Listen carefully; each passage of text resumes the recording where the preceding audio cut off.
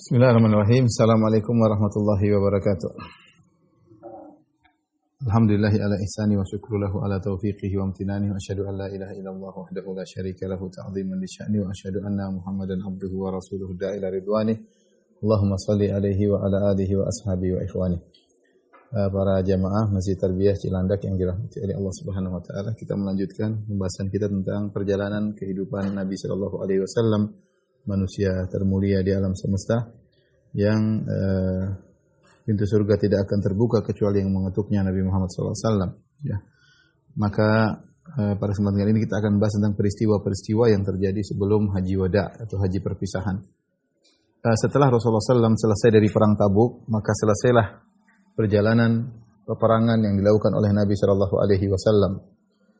Para ulama mengumpulkan seluruh peperangan yang terjadi perang besar, ada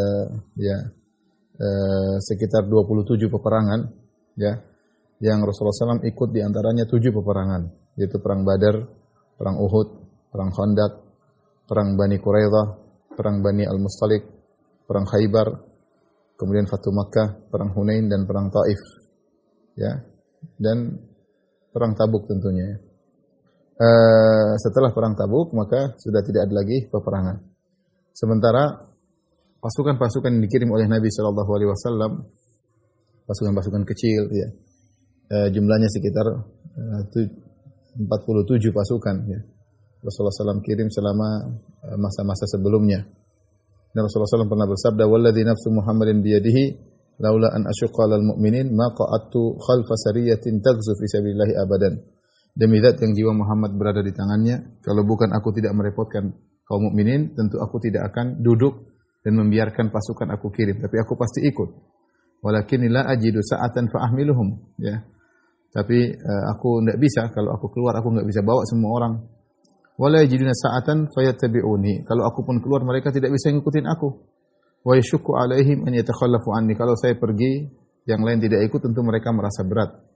Walladzi nafsu Muhammadin biyadihi, demi zat yang jiwa Muhammad di tangannya. Lawaditu anni uqtal fi sabilillah. Sungguh aku berangan-angan untuk terbunuh di jalan Allah. Tsumma ahya, kemudian aku hidup. Tsumma uqtal, kemudian aku terbunuh lagi. Tsumma ahya, kemudian aku hidup. Tsumma uqtal, kemudian aku terbunuh lagi. Ya. Jadi inilah perjalanan peperangan Nabi Shallallahu Alaihi Wasallam, dan kita tahu betapa berat ya perjalanan sirah Nabi Shallallahu Alaihi Wasallam dengan berbagai macam urusan, dengan berbagai macam musuh yang mengepung dari berbagai macam arah ya, baik kaum munafikin yang mengganggu dari dalam, pengkhianat orang-orang Yahudi dengan Bani Quraidah, Bani Qainuqa dan Bani Nadir, belum lagi Arab-Arab Badui yang mengganggu ketentraman kaum muslimin, belum Persia, belum Romawi, dan hal-hal yang lainnya yang semuanya tentu adalah kesibukan yang selalu dihadapi oleh Nabi sallallahu alaihi wasallam. Jadi kalau kita lihat Nabi sallallahu alaihi wasallam sejak Allah berfirman, "Ya ayyuhal muddatsir qum fa'andzir," wahai orang yang berselimut, bangunlah dan beri peringatan, maka Rasulullah tidak pernah istirahat ya. Selalu mengalami kegiatan-kegiatan, satu peristiwa ke peristiwa berikutnya, dan terus tidak berhenti. Dan terus tidak berhenti. Betapa sering ketegangan ya, bayangkan perang sampai 27 peperangan, 9 di antaranya Nabi ikut, belum lagi syariah-syariah yang Rasulullah kirim. Ya, dan banyak hal yang dihadapi oleh Rasulullah SAW, gangguan dari luar maupun dari dalam, tapi semua telah dilewati oleh Rasulullah SAW. Dan perang terakhir adalah perang Tabuk, ya, di mana kaum Romawi tidak berani menampakkan batang hidung mereka ketika Nabi sudah sampai di Tabuk. Tapi setelah itu, setelah Rasulullah SAW pulang dari Tabuk, maka pada tahun 9 Hijriah tersebut, ya, setelah Rasulullah SAW menaklukkan kota Mekah, ya, dan setelah pulang dari Tabuk, ya, banyak sekali kabilah-kabilah Arab yang akhirnya masuk Islam, ya. Karena mereka selama ini menanti-nanti bagaimana kondisi Muhammad sallallahu alaihi wasallam. Mereka tahu bahwasanya Muhammad sallallahu alaihi wasallam berperang melawan orang-orang Quraisy, dan orang Quraisy adalah kabilah tertop, kabilah paling top, kabilah paling terkenal, yang berperang melawan Nabi sallallahu alaihi wasallam. Kalau Nabi menang, mereka tahu bahwasanya Nabi di atas kebenaran. Kalau Nabi kalah, ya sudah. Jadi banyak di antara mereka yang nonton pertikaian antara kaum muslimin dengan orang-orang Quraisy. Al-Imam Al-Bukhari meriwayatkan dari Amr bin Salamah Al-Jarmi, dia berkata, Ya, kunna bima'in mamarrin nas wa kana yamurru bina rukban fa nas'aluhum malin nasi ma hadha rajul. Kami berada di sumber air, situ tempat orang lewat, ya, maka banyak musafirin, orang-orang yang berkendaraan yang lewat. Kalau ada yang lewat kami tanya, ada apa dengan kondisi masyarakat, kondisi orang bagaimana? Bagaimana dengan orang tersebut, maksudnya Muhammad sallallahu alaihi wasallam? Apa kabar tentang dia? Orang-orang mengabarkan kepada kami, yaz'umu anna Allah arsalahu, dia menyangka Allah telah mengutusnya. Wahya ilaihi, dia menyangka dia telah diberi wahyu oleh Allah. Wa Allahu bikadza, atau dia menyangka Allah telah mewahyukan dia begini demikian. Kata Amr bin Salamah, "Fa kuntu ahfadhu dzalikal kalam." Aku ingat pembicaraan tersebut. Ya. Kemudian beliau berkata, "Wa kanatil arabu talawwamu bi islamihim al-fatha." Orang-orang Arab mereka nunggu-nunggu kondisi, ya. Mereka tidak segera ikut Rasulullah sallallahu alaihi wasallam, tapi mereka berkata, "Utrukuhu wa qaumahu." Biarkan dia, lelaki tersebut itu Muhammad sallallahu alaihi wasallam, urusannya dengan kaumnya, dengan orang Quraisy. Fa innahu in dhahara alaihim fa huwa nabiyyun shadiq. Kalau dia yang menang berarti dia nabi yang benar. Ya, mereka nunggu, mereka nonton, mereka tidak ikut campur dalam pertikaian antara kaum muslimin dengan orang-orang Quraisy. Bagi mereka orang Quraisy sudah cukup mewakili suku-suku yang lainnya. Ketika setelah Fatu Makkah ternyata orang Quraisy ditaklukkan, ya, mereka tahu bahwasanya Muhammad sallallahu alaihi wasallam yang menang, maka mereka ngerti bahwasanya Muhammadlah seorang nabi. Akhirnya mereka berbondong-bondong untuk segera masuk Islam. Itulah yang kemudian Allah Subhanahu wa taala turunkan firman-Nya, "Idza jaa nasrullahi wal fath." Jika telah datang pertolongan Allah dan penaklukan, ya. Wal fath, ya. Fatu Makkah, wa ra'aitan nasa yadkhuluna fi dinillahi afwaja. Engkau melihat orang-orang masuk dalam agama Allah dengan berbondong-bondong. Fasabbih bihamdi rabbika wastaghfirhu, bertasbihlah kepada Rabbmu dan istighfarlah. Innahu kana tawwaba, sungguhnya Allah Maha penerima taubat. Maka tahun tersebut tahun 9 Hijriah, sejak datangnya Rasulullah SAW dari perang Tabuk, maka tahun tersebut dikenal dengan Sanatul Wufud, yaitu tahun berdatangan tamu-tamu dari berbagai macam kabilah untuk bertemu dengan Nabi sallallahu alaihi wasallam, ya. Dan itu berlanjut sampai tahun ke-10 sampai tahun ke-11. Sejak tahun 9 Nabi pulang dari Tabuk, sudah tidak ada perang lagi, ya. Maka orang-orang pun berdatangan untuk mengenal Islam, untuk masuk Islam, berbagai macam utusan dari berbagai macam kabilah, sehingga disebut dengan Amul Wufud, yaitu tahun menerima utusan. Di antaranya yang datang kepada Nabi sallallahu alaihi wasallam adalah wafdu Tsaqif, yaitu utusan dari kabilah Tsaqif. Kabilah Tsaqif yaitu di Taif. Ya. Ketika Rasulullah SAW setelah pulang dari perang Tabuk, ya, maka beliau didatangi oleh pemimpin kabilah Tsaqif yaitu Urwah bin Mas'ud As-Tsaqafi. Urwah bin Mas'ud As-Tsaqafi inilah orang yang dikagumi oleh orang-orang Tsaqif. Mereka sangat mengagumi Urwah bin Mas'ud As-Tsaqafi ini. Yang Allah pernah turunkan ayat dalam surat Az-Zukhruf, wa qalu laula nuzzila hadzal qur'anu ala rajulin minal qaryataini azim. Mereka bilang, kenapa, sampai orang musyrikin pernah berkata, kenapa Al-Qur'an diturunkan kepada Muhammad? Kenapa tidak diturunkan kepada seorang laki yang agung yang berasal dari dua kota ini, yaitu dari Taif dan Mekah, maksudnya Urwah bin Mas'ud As-Tsaqafi. Sampai karena begitu hebatnya Urwah bin Mas'ud As-Tsaqafi ini, sampai orang musyrikin mengatakan, kenapa bukan turun kepada Urwah? Kenapa Al-Qur'an kok Allah turunkan kepada Muhammad? Mereka protes, ya. Saking hebatnya Urwah bin Mas'ud As-Tsaqafi. Urwah bin Mas'ud As-Tsaqafi ini, dialah yang Rasulullah SAW pernah kabarkan wajahnya sangat mirip dengan Nabi Isa alaihissalam. Al-Imam Muslim meriwayatkan dalam sahihnya dari Jabir bin Abdullah. Jabir berkata, qala Rasulullah SAW, uridu alayyal anbiya. Kata Nabi, aku ditampakkan para nabi. Kemudian Rasulullah berkata, wa ra'aitu Isa bin Maryam alaihissalam. Aku lihat Isa bin Maryam alaihissalam.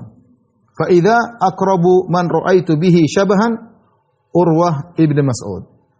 Tiba-tiba orang yang paling mirip dengan Isa bin Maryam adalah Urwah bin Mas'ud As-Tsaqafi radhiyallahu taala anhu. Tadinya dia musyrik. Dia baru masuk Islam pada tahun 9 Hijriah. Ketika Nabi SAW pulang dari Tabuk, maka dia pun datang kepada Nabi SAW, Urwah bin Mas'ud As-Tsaqafi. Ya, bahkan dia sempat menemui Nabi sebelum Nabi tiba di Madinah. Dia pun masuk Islam. Nabi berjalan dari Tabuk, sebelum saya Madinah dia temui, karena begitu semangat ini masuk Islam, akhirnya dia masuk Islam. Pada tahun 9 Hijriah, bulan Rabiul Awal. Kemudian dia minta kepada Rasulullah agar dia kembali kepada kaumnya untuk mendakwahi mereka masuk Islam. Maka Rasulullah SAW berkata kepada Urwah bin Mas'ud Ats-Tsaqafi, "Inni akhafu an yaqtuluk." Aku khawatir mereka membunuhmu, wahai Urwah. Ya, karena Nabi tahu kaum Tsaqif atau kabilah Tsaqif ini ngeyel. Ya, apa kata Urwah? Urwah tahu siapa dirinya. Dia mengatakan, "Ya Rasulullah, ana ahabbu ilaihi min abkarihim." Aku lebih dicintai oleh mereka daripada anak-anak mereka. Aku ini sangat dicintai oleh mereka.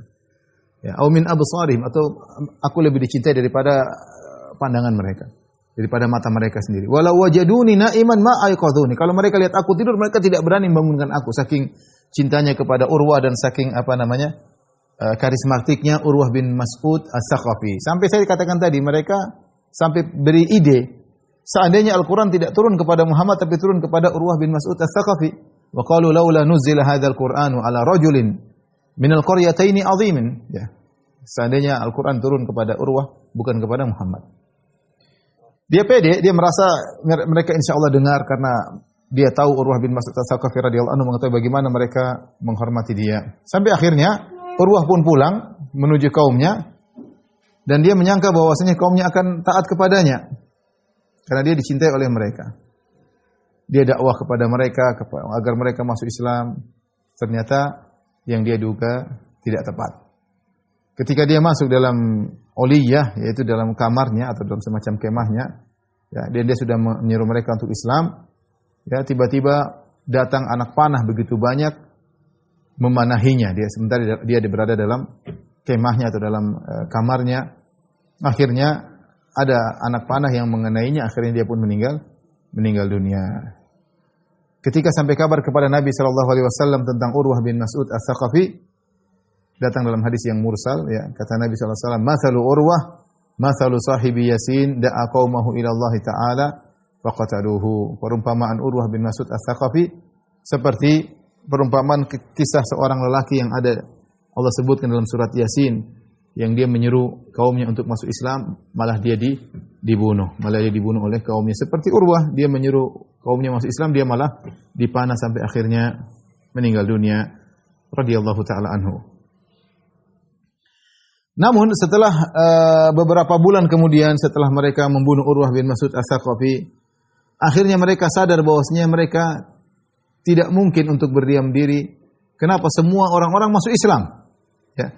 Orang-orang sudah membaiat Rasulullah, mereka sudah masuk Islam, ya. Maka akhirnya mereka berpikir, sudahlah, kita bagaimana lagi? Kita harus masuk Islam juga, ya. Kondisi tidak memungkinkan, ya. Ya, setelah mereka membunuh siapa? Urwah bin Mas'ud Ats-Tsaqafi. Akhirnya mereka mengirim utusan kepada Nabi sallallahu alaihi wasallam. Inilah utusan mereka datang kepada Nabi.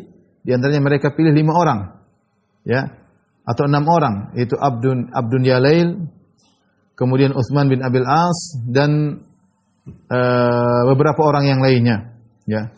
Dan Utsman bin Abil As radhiyallahu anhu adalah orang yang paling muda di antara utusan tersebut. Jadi mereka berjumlah sekitar 6 orang. Lantas mereka pergi menuju ke Madinah untuk bertemu dengan Nabi sallallahu alaihi wasallam, ya. Intinya ketika mereka sampai di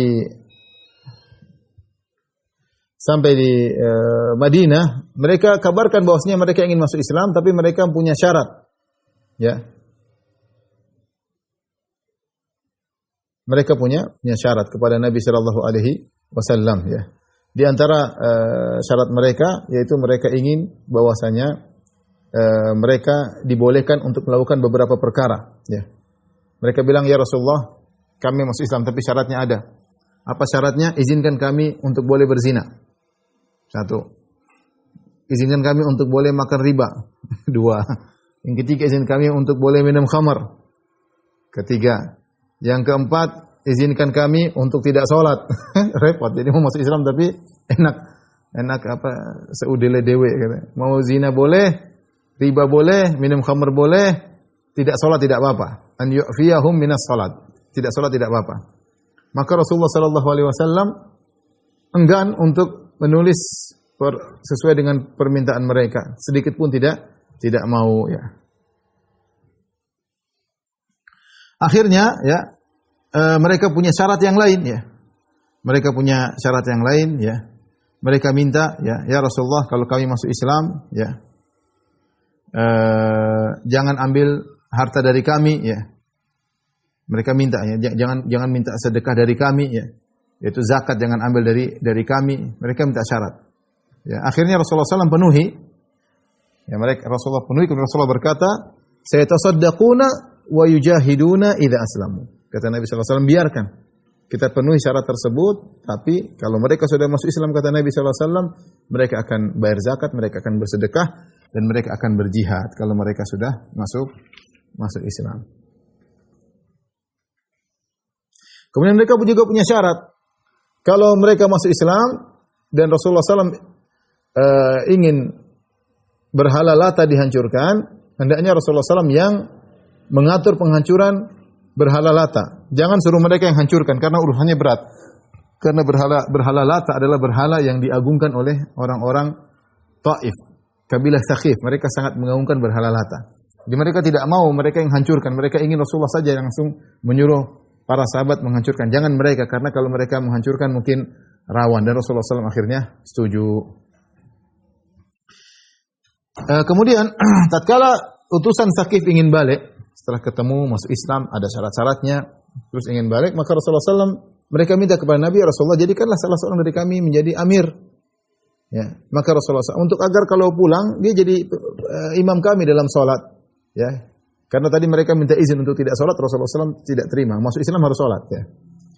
Akhirnya Rasulullah SAW menyuruh Utsman bin Abil As. Utsman bin Abil As orang dia yang paling muda di antara mereka, ya, untuk menjadi imam mereka ya, ketika pulang ke Taif. Ya. Padahal dia adalah yang paling muda. Kenapa? Karena Rasulullah SAW melihat dia paling semangat dan dia sudah bisa baca Al-Quran, dan dia sudah belajar agama. Disebutkan bahwasanya dia sudah masuk Islam sebelumnya. Sebelum utusan datang dia sudah masuk Islam. Dia belajar diam-diam. Sehingga Nabi tahu semangat dia untuk belajar agama dan dia sudah punya hafalan Quran. Maka Nabi SAW menyuruh dia untuk menjadi pemimpin di kota Taif. Kalau jadi imam, dia menjadi imam. Utsman bin Abi Las berkata, "Qultu ya Rasulullah, ij'alni imama qaumi." Ya Rasulullah, jadikanlah aku imam dari kaumku. Waqala Rasulullah SAW, anta imamuhum. Engkau adalah imam mereka. Kalau salat kau jadi imam. Waqtadi bi'ad'afihim. Waqtadi bi'ad'afihim. Hendaknya kau perhatian terhadap orang yang paling lemah dari makmum yang ada. Ya. Rasulullah SAW suruh perhatikan. Kalau jadi imam, jangan lama-lama. Perhatikan orang yang paling lemah. Apalagi mereka baru masuk Islam. Ya.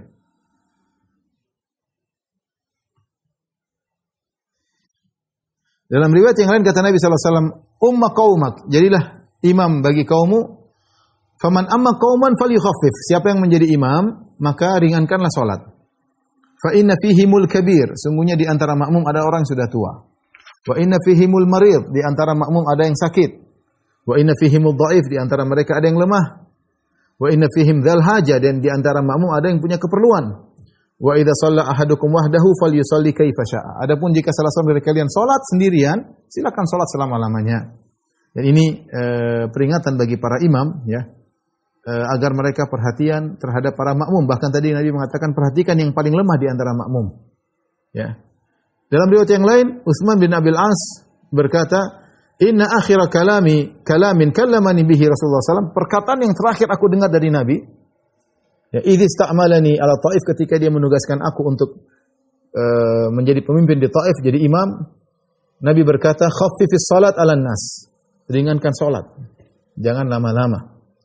Hatta waqatali, sampai Rasulullah ajarkan, baca ini loh, Iqra bismi rabbikal ladzi khalaq, baca surat ini. Wa asbahaha minal Qur'an, dan baca yang semisalnya. Ya kira-kira segitulah. Jangan terlalu panjang-panjang. Jangan terlalu panjang-panjang. Ini peringatan bagi kita, ya, terutama di zaman sekarang orang dengan berbagai macam kesibukan, ya kita jangan terlalu panjang-panjang ketika jadi imam. Jangan merepotkan masyarakat. Masyarakat biar menjadi cinta kepada salat. Jadi jangan terlalu cepat juga, tapi yang wajar ya. Seperti sabbihisma rabbikal a'la. Ini hadis ma'ruf seperti hadis Mu'adz bin Jabal radhiyallahu taala anhu ketika dia ngimami salat Isya, Imami salat Isya, maka dia baca surat Al-Baqarah. Akhirnya ada salah satu jamaah yang kepanjangan, itu merasa sangat panjang, maka dia pun memisahkan diri, dia salat sendiri, takbir sendiri, rukuk sendiri, Muaz masih berdiri baca, dia akhirnya assalamualaikum, assalamualaikum, dia pergi. Akhirnya orang-orang kasih tahu Muaz tadi ada makmum satu melanjutin salat sendiri. Maka Muaz pun marah, mengatakan dia munafik kayak apa kayak. Maka orang ini pun lapor kepada Nabi sallallahu alaihi wasallam. Ya Rasulullah, Muaz salat terlalu lama. Mau salat Isya, baca Al-Baqarah, kita mau istirahat, mau apa? Maka Rasulullah SAW marah, Rasulullah panggil Muaz bin Jabal. Kata Rasulullah SAW, afatanun anta ya Muaz, kau tukang bikin fitnah wahai Muaz. Aina anta min sabbihisma rabbikal a'la? Kenapa kau tidak baca sabbihisma rabbikal a'la? Kenapa kau tidak baca wasyamsi wa duhaha? Ya, kenapa kau tidak baca surat ini, surat ini? Rasulullah sebutkan surat-surat contoh yang hendaknya kau baca pada salat Isya. Ya. Beda kalau kita di pondok oke lah. Pondok atau mungkin pas tarawih, karena memang orang sudah menyiapkan diri untuk sholat lama. Tapi kalau sehari-hari tidak perlu panjang-panjang ya. Sampai ada sebagian makmum karena imamnya terlalu lama, sholat subuhnya lama ya. Baca sangat panjang ya. Sampai sampai ada yang protes ya, saking lamanya ya. Terutama imamnya sudah datang telat, kemudian qomatnya terlambat, kemudian bacanya lama ya. Ini tentu merepotkan masyarakat. Kita lihat kondisi masyarakat. Dan hanya kalau kita tinggal di pondok dan yang lainnya kita bisa atur ya. Tapi kalau di antara masyarakat, kita ingin masyarakat senang dengan ibadah ya. Maka jangan persulit mereka ya.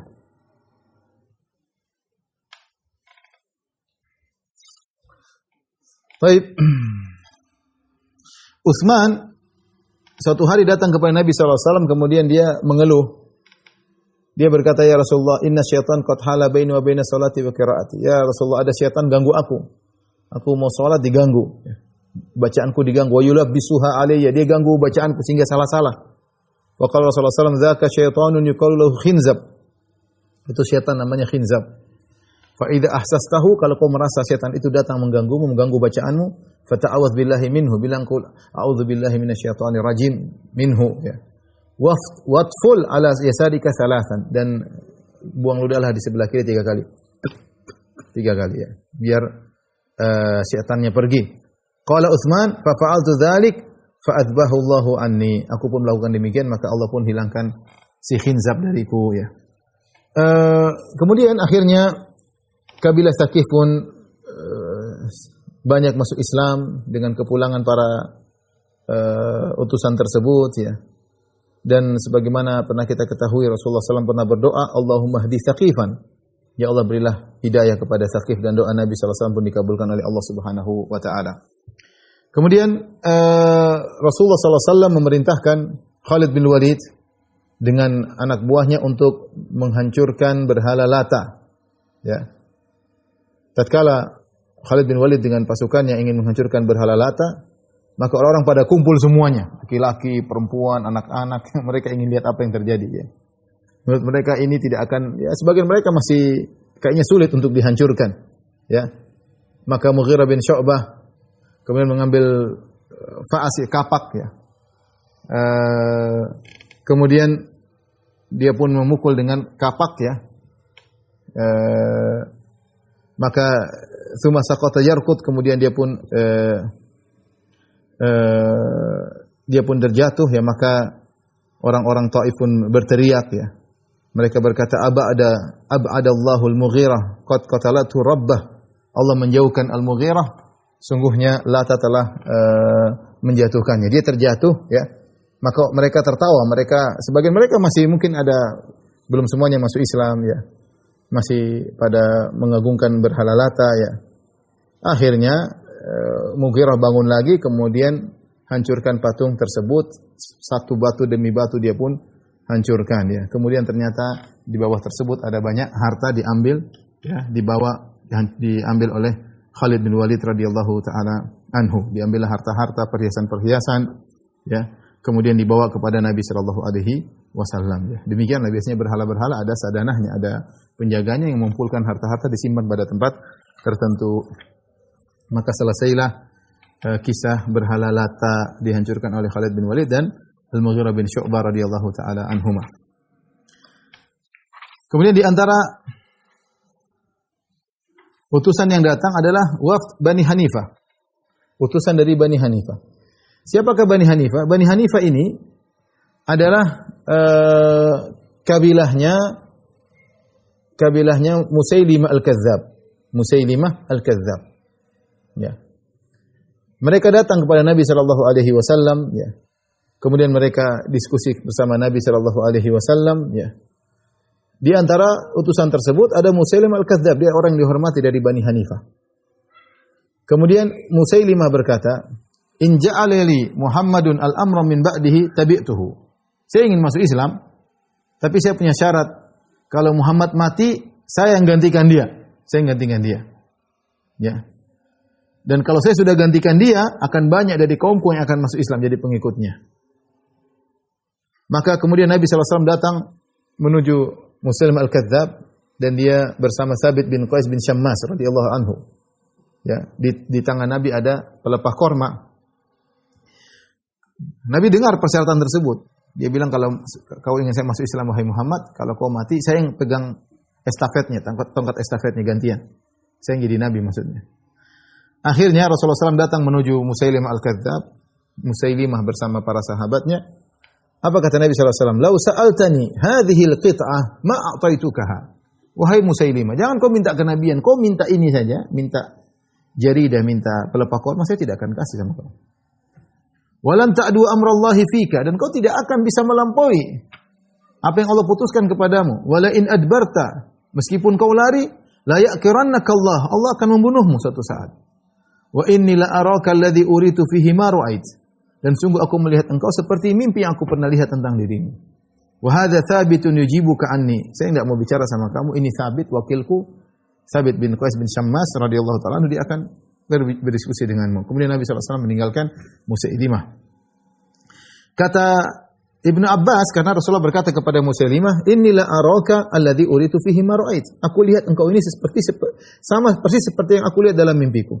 Ibnu Abbas berkata, aku pun bertanya kepada Rasulullah SAW, aku bertanya tentang makna perkataan Nabi, "Sungguh aku melihat engkau, wahai Musailimah, seperti yang aku lihat dalam mimpiku."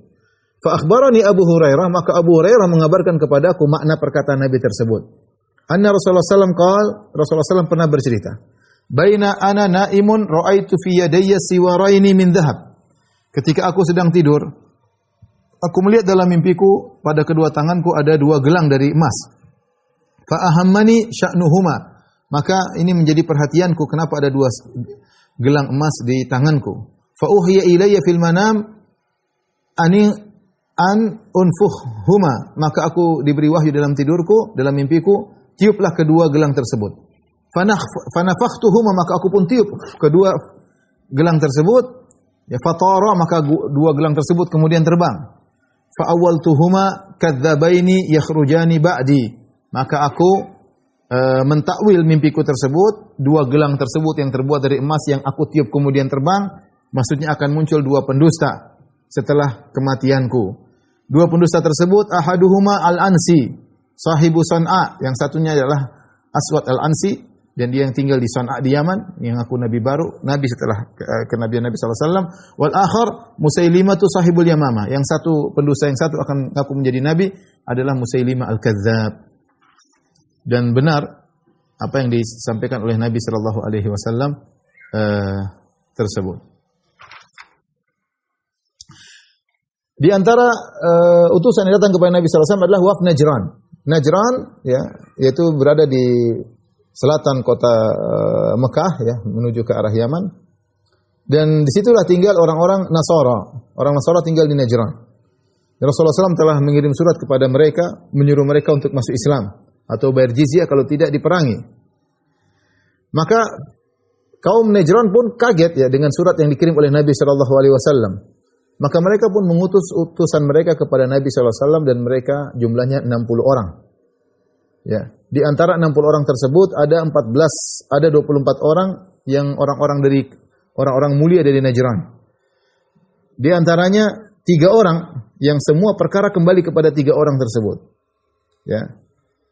Di antara namanya Abdul Masih, dan dia adalah pemimpinnya. Ya. Semua keputusan berada di tangannya, namanya Abdul Masih. ya, hamba Al-Masih. Karena mereka Nasara. Adapun yang kedua namanya As-Sayyid, pemimpin mereka atau ada yang dikatakan namanya Syurahbil, ya. Syurahbil yaitu tempat apa namanya? Intinya orang besar pembesar mereka lah. Ya. Kemudian yang ketiga namanya Al-Uskuf atau dia seorang uskuf atau rahib namanya Abu Harithah, ya. Dan dialah ulamanya mereka. 60 orang ini ketika datang, ya, kemudian mereka pun bertemu dengan Rasulullah sallallahu alaihi wasallam, maka diskusi dengan Nabi sallallahu alaihi wasallam, maka Nabi menyuruh mereka untuk masuk Islam dan Nabi bacakan Al-Qur'an, tapi ternyata mereka tidak mau masuk Islam. Dalam hadis yang diriwayatkan oleh Al-Imam Ahmad, ya, disebutkan bahwasanya ada seorang rahib, ya, dari Najran datang kepada Nabi sallallahu alaihi wasallam, ya. Ada 2 orang rahib dari Najran datang kepada Nabi sallallahu alaihi wasallam, maka Nabi berkata kepada mereka berdua, aslima taslama. Masuk Islamlah kalian berdua akan selamat. Faqala, maka 2 pendeta ini berkata, qad aslamna qablak. Kami sudah masuk Islam sebelum engkau wahai Muhammad. Ya, mereka kayak nyindir, kayak ngejek. Maka Nabi sallallahu alaihi wasallam berkata, kadzabtuma, kalian berdua dusta. Mana akuma minal islami thalath. Kalian tidak masuk Islam karena 3 perkara yang mencegah kalian. Sujudukum alis salib, karena kalian menyembah salib. Wa qaulukuma ittakhadallahu waladan, dan kalian berdua mengatakan Allah punya anak. Perkara ketiga yang menghalangi kalian, syurbukuma al-khamar, karena kalian minum khamar, ya. Kemudian terjadi diskusi antara Nabi dengan mereka, dan mereka tetap tidak mau masuk Islam. Ketika diskusi semakin besar, semakin berat, ya, Rasulullah bacakan Al-Quran, mereka tidak terima. Rasulullah baca Al-Quran, tidak terima. Akhirnya mereka minta mengajak Rasulullah SAW untuk bermubahalah dengan mereka. Untuk bermubahalah, yaitu saling melaknat, ya. Dengan doa, semoga Allah melaknat yang salah di antara kami, itu namanya mubahalah, doa saling melaknat. Ya, maka Rasulullah SAW setuju, enggak ada masalah. Kita mubahalah, ya. Maka turunlah firman Allah Subhanahu wa taala, "Faman hajjaka fihi min ba'di ma ja'aka minal ilmi faqul ta'alu nad'u abna'ana wa abna'akum wa nisa'ana wa nisa'akum wa anfusana wa anfusakum thumma nabtahil fa naj'al la'natallahi 'alal kadhibin." Siapa yang masih mendebat engkau setelah datang kepadamu ilmu yang jelas, maka sampaikanlah kepada mereka, marilah kita panggil anak-anak kita, ya, dan juga anak-anak kalian, istri-istri kita, istri-istri kalian, dan diri kita hadir, diri kalian juga hadir. Kemudian kita mubahalah dan kita berdoa semoga Allah melaknat pendusta di antara kita. Ketika Nabi setuju untuk mubahalah dengan mereka, ternyata mereka tidak berani. Mereka tidak berani. Dalam Sahih Bukhari dari Hudzaifah radhiyallahu anhu, beliau berkata, Ja'al Aqib wa Sayyid sahiban Najran. Datang 2 orang, pemimpin dari 60 tadi, ada yang namanya Al-Aqib, ada yang namanya Sayyid. Dua-duanya datang dari Najran. Mereka ingin mengajak Nabi untuk bermubahalah. Kemudian faqala ahaduhuma li sahibihi, akhirnya salah satu di antara mereka berkata kepada yang lain, la taf'al, jangan lakukan. Wallahi la in kana nabiyyan fala anana la nuflih nahnu wala aqibuna min ba'dina. Kalau ternyata ini orang benar-benar nabi, repot. Ya, kita tidak akan pernah beruntung, bahkan anak-anak kita tidak akan pernah beruntung setelah kita. Akhirnya mereka tidak berani untuk bermubahalah dengan Nabi sallallahu alaihi wasallam. Jadi dalil bahwasanya boleh seorang mubahalah kalau memang kondisinya mengharuskan demikian. Dan terjadi banyak mubahalah di antara ahlul haq dan ahlul batil, ya. Di antaranya Ibnu Hajar sendiri dia mengatakan saya pernah bermubahalah dengan orang yang mulhid, ya. Kemudian Ibnu Hajar mengatakan dalam waktu berapa bulan setelah itu dia pun meninggal, ya. Tidak jadi masalah kalau memang mengharuskan kita untuk bermubahalah dengan ahlul batil, tapi sebaiknya tidak usah kecuali dalam kondisi-kondisi tertentu.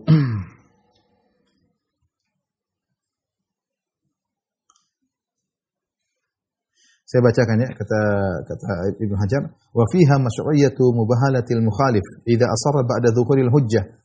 Ini ada kisah ini disyariatkannya untuk mubahalah terhadap orang menyelisihi jika dia ngeyel padahal sudah jelas dalil membantahnya. Wa qad da'a Ibnu Abbas radhiyallahu anhuma ila dzalik. Tsumma al-Auza'i, Ibnu Abbas pernah bermubahalah. Al-Auza'i juga pernah bermubahalah. Wa kadzalika la jama'atin minal ulama, bahkan sekelompok ulama di jama'atin minal ulama juga melakukan mubahalah. Wa mimma urifa bitajribah, dan diketahui secara pengalaman, anna man bahala wa kana mubtilan la tamdi alaihi sanatun min yaumil mubahalah. siapa yang ikut mubahalah padahal dia di atas kebatilan, biasanya tidak sampai setahun dia sudah meninggal dunia. Kemudian kata Ibnu Hajar, wa waqa'a lidzalik ma'a syakhsin kana yata'assabu li ba'dil malahidah. Ya, dan pernah terjadi mubahalah antara seorang denganku, dia membela orang-orang yang sesat, dia membela. Falam yakum ba'daha ghairu syahrain, dan dia tidak lama setelah enggak sampai cuma 2 bulan kemudian dia meninggal dunia. Ini perkara yang mengerikan mubahalah, seorang jangan masuk kecuali dalam kondisi benar-benar perlu, dalam kondisi genting, kalau tidak jangan masuk dengan urusan mubahalah ya. Mending mendoakan semoga dapat hidayah. Taib di akhir tahun ke-9 Hijriah wafatlah Ummu Kulthum bintu Rasulullah sallallahu alaihi wasallam, istri Utsman bin Affan radhiyallahu taala anhuma. Kita tahu Utsman menikah dengan Ruqayyah, kemudian Ruqayyah meninggal, kemudian Nabi menikahkan Utsman dengan Ummu Kulthum, ya. Ummu Kulthum juga meninggal dunia. Makanya Utsman bin Affan digelari dengan Dzunurain, pemilik 2 cahaya, karena dialah yang pernah menikah dengan 2 putri Nabi sallallahu alaihi wasallam. Ruqayyah kemudian Ummu Kulthum. Dan tidak ada dalam sejarah ada seorang pernah menikah dengan 2 anak Nabi, 2 putri Nabi kecuali Utsman bin Affan. Ya, ada menikah dengan salah seorang putri Nabi, tapi kalau sekaligus satu kemudian berikutnya hanya Utsman bin Affan radhiyallahu taala anhu. Bahkan dalam hadis kata Nabi sallallahu alaihi wasallam, kalau saya punya anak putri yang ketiga saya akan nikahkan dengan Utsman, ya, tetapi hanya putri Nabi cuma 2 ya.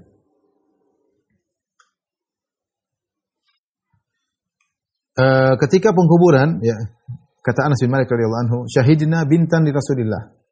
Kami menghadiri putri Nabi sallallahu alaihi wasallam dikubur. Qala wa Rasulullah sallallahu jalisun 'alal qabr. Rasulullah sallallahu duduk di pinggir lubang kuburan. Qala Anas, faraitu ainaihi tadma'ani. Dan aku melihat Rasulullah sallallahu menangis ya. Rasulullah diuji sangat berat ya. Seluruh anaknya meninggal dalam kehidupannya kecuali Fatimah. Ya, Rasulullah punya anak 7 ya. Abdullah, Qasim, kemudian Zainab, Ruqayyah, Ummu Kulthum, Fatimah, Ibrahim. 6 semuanya meninggal di masa kehidupan Nabi sallallahu alaihi wasallam. Yang satu Fatimah setelah Rasulullah SAW meninggal. Ini ujian sangat berat bagaimana seorang kehilangan anaknya sebelum dia meninggal dunia ya.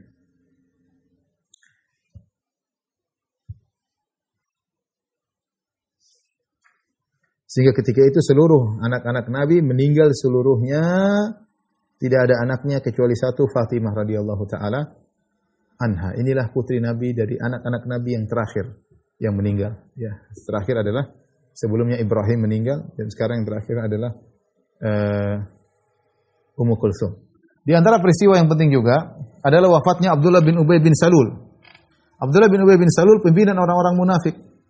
Sudah kita ceritakan berulang kali bahwasanya Abdullah bin Ubay bin Salul ya adalah senior yang tersisa dari kaum Ansar. Kaum Ansar terdiri atas suku Khazraj dan suku Al-Aus ya. Kalau tidak salah Abdullah bin Ubay bin Salul dari suku Al-Khazraj. Kemudian mereka perang saudara, padahal mereka semua adalah putra-putra dari Qailah. Mereka dikenal dengan Banu Qailah, nenek moyang mereka sama. Tapi karena ada sesuatu terjadi perang saudara selama 120 tahun. Dan perang selama 120 tahun, puncak perang terakhir dalam suatu perang namanya Yaumu Bu'ats, yaitu daerah dekat daerah Awali di Madinah. Ya. Perang besar-besaran sekitar 5 tahun sebelum Nabi Rasulullah SAW berhijrah. Kemudian ketika perang tersebut, semua senior tewas. Kecuali Abdullah bin Ubay bin Salul, yang tidak tewas satunya lagi Abu Amir Al-Fasiq. Tapi mereka sepakat, karena tersisa cuma satu orang ini yang punya karismatik, yang hebat, pandai berbicara, yang cerdas, Abdullah bin Ubay bin Salul, sehingga suku Al-Aus dan suku Khazraj sepakat untuk mengangkat dia menjadi pemimpin mereka, karena dia yang senior.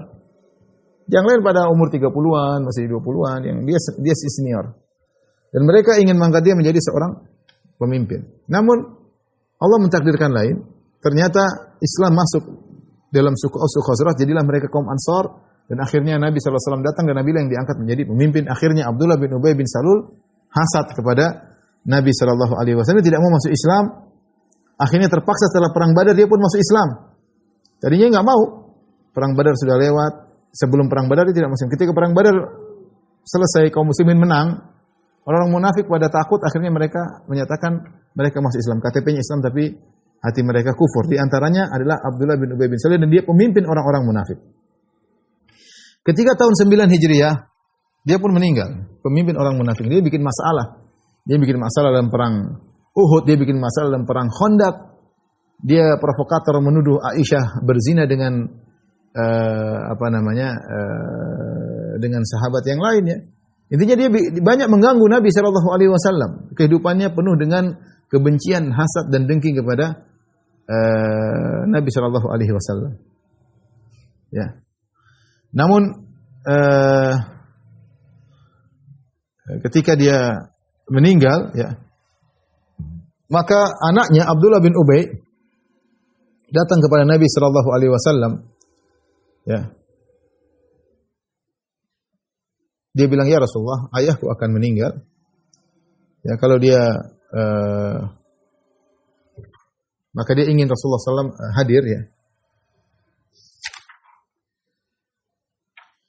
Dalam riwayat, ya, Abdullah bin Ubay berkata, "Ya Rasulullah, laisa hadza bihini itabin." Ini saatnya bukan kita saling cela-mencela, ya Rasulullah.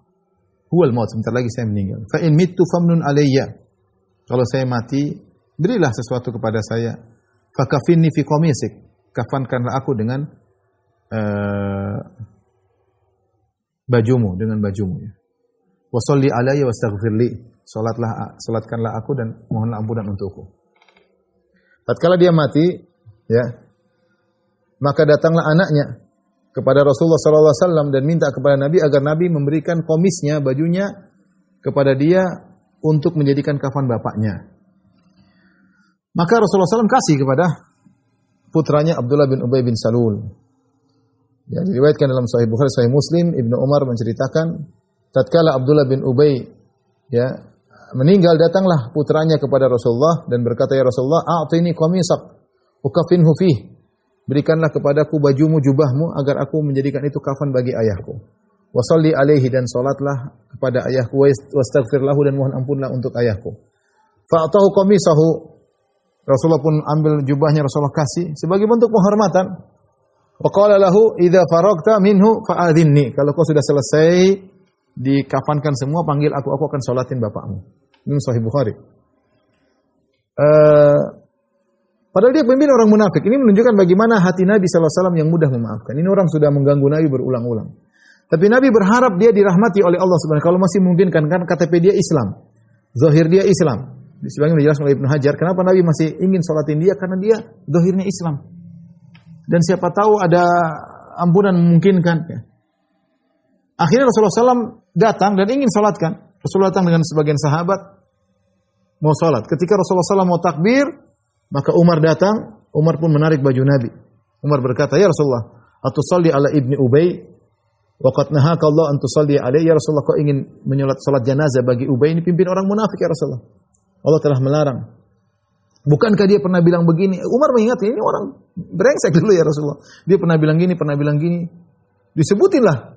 Umar mengingat tentang kemunafikan Abdullah bin Ubay bin Salul. Kenapa Anda salatkan? Umar protes. Fatabassama Rasulullah sallallahu alaihi wasallam, subhanallah. Rasulullah pemaaf. Rasulullah tersenyum. Kemudian Rasulullah berkata, "Akhir anni ya Umar." Minggir wahai Umar, saya mau salat. Falamma aktsar alai, Umar bilang, "Jangan ya Rasulullah, jangan ya Rasulullah." Rasulullah SAW berkata, "Ini khuyyirtu fakhtartu. Lau a'lamu anni in zittu ala sab'in yughfar lahu lazittuhu alaih. Lazittu alaiha." Aku diberi pilihan oleh Allah. Apa pilihannya? Allah berfirman, "Istaghfir lahum aw la tastaghfir lahum. In tastaghfir lahum 70 marratan fala yaghfirallahu lahum." Allah berfirman, mohonlah ampunan buat mereka. Atau tidak mohon ampunan buat mereka, sama saja. Kau mohon ampun bagi mereka 70 kali, Allah tidak akan ampuni mereka. Nabi bilang, Allah kasih saya pilihan. Ampun atau tidak. Bahkan Nabi mengatakan, Allah berfirman dalam Al-Quran, kalau kau mohon ampun kan lebih dari 70 kali pun aku tidak akan mengampuni. Kata Nabi, kalau saya tahu lebih dari 70 kali bisa memberi ampunan kepada Abdullah bin Ubay bin Salul, aku akan minta kepada Allah. Itu Rasulullah ingin. Rasulullah maksudnya orang ini kasihan, ya. Meninggal dalam kondisi munafik, ya. Tapi dia KTP-nya Islam. Rasulullah ingin berhukum dengan zahir. Zahirnya dia seorang muslim. Akhirnya Rasulullah pun salat. Allahu Akbar. Salat jenazah dengan sahabat. Tidak lama kemudian, hanya sebentar Rasulullah selesai sholat, tiba-tiba turun firman Allah, wala tusalli ala ahadin minhum mata abada. Jangan solatkan kepada seorang pun dari orang munafik selama-lamanya. Rasulullah ditegur oleh Allah Subhanahu wa taala. Setelah itu Umar bercerita, fa ajibtu ba'du min jur'ati ala Rasulullah sallallahu alaihi wasallam, wallahu rasulullah a'lam. Saya juga heran kenapa saya berani negur-negur Nabi, jangan solat, jangan solat, jangan solat. Ya. Qadarullah, ternyata Allah setuju dengan ide Umar dan akhirnya Nabi dilarang untuk menyolati orang-orang munafik, di antaranya Abdullah bin Ubay bin Salul yang sudah terlanjur Nabi solatkan. Ini dalil bahwasanya orang-orang munafik berlaku kepada mereka hukum-hukum Islam, ya, kecuali yang sudah dijelas-jelas dia benar-benar munafik, maka jangan solatkan. Tapi kalau tidak ketahuan mereka tutupi, ya, maka berlaku pada mereka hukum-hukum Islam. Seperti kaum muslimin yang lain, masalah rahasia mereka diserahkan kepada Allah Subhanahu wa taala, hati mereka diserahkan kepada Allah Subhanahu wa taala. Tapi kalau kita sudah tahu benar-benar orang munafik, maka jangan solatkan karena Allah melarang hal tersebut. Demikian apa yang saya sampaikan, kurang lebih mohon maaf. Wabillahi taufiq wal hidayah. Assalamualaikum warahmatullahi wabarakatuh.